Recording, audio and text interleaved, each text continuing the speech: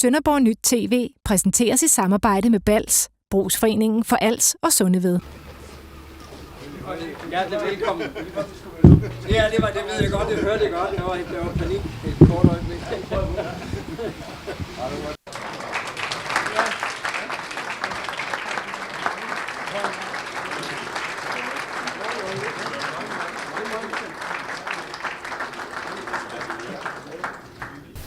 Very much, Løkke, for your introduction and being quoted in German from my German speech the other day in Berlin. That was a great thing and an experience for me. Probably the pinnacle of my career in German, speaking 9.5 minutes in German. But it made sense to me and it made sense to the crowd. And we're proud also to commend what Germany has done and what Germany stands for Denmark, for Danish industry. It's a locomotive, and we really hope that locomotive will carry on, although there are challenges, as we've just heard from Frederik and from Kim Fausing. I will not come with a prophetic foreseeing things, because that's not where I am right now. I'll start to refer to this city, which has a big place in my heart. Because as a young man, I lived in the army barracks that some of you have noticed right here, looking down upon this area. Beautiful barracks. And I stayed here in Sønderborg during my first years of climbing the military command chain. In those years, energy came from within. Now, while we aren't climbing the command chain here today, we do find ourselves in a situation where energy security is at stake, where demand exceeds production, and where the climate crisis demands our urgent attention.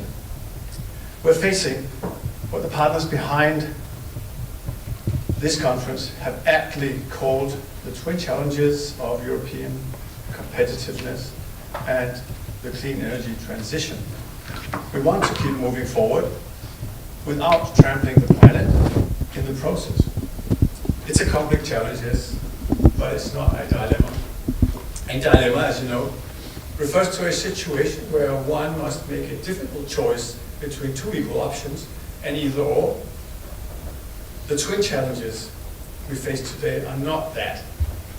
We must and can address both at the same time. Although it won't be easy, it is achievable. We are at a critical juncture in Europe, with multiple crises unfolding, a war in Ukraine, tensions in the Middle East, energy security issues, and the climate challenges are pressing, because climate knows no borders.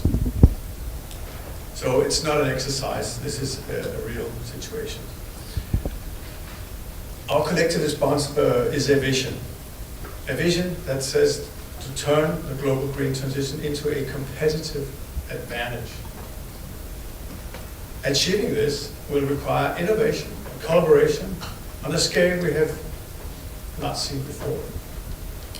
We need to engage our brightest minds, our strongest hands, and our most ambitious business and political leaders.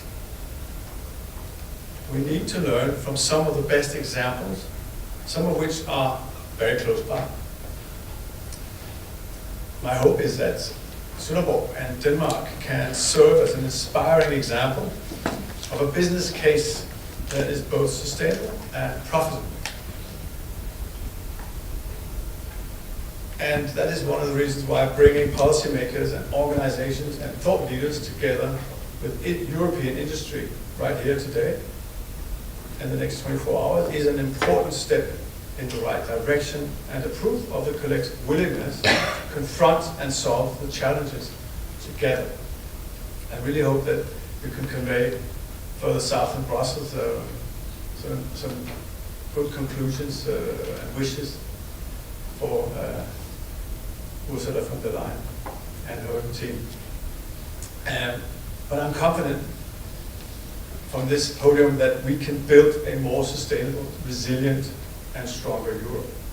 A Europe that not only meets today's challenges, but also paves the way for a brighter future for generations after us, our children, our grandchildren, and etc. So we keep that in mind, because we don't inherit planet, as many people have already said before. We pass it on, and we will be remembered from that passing on.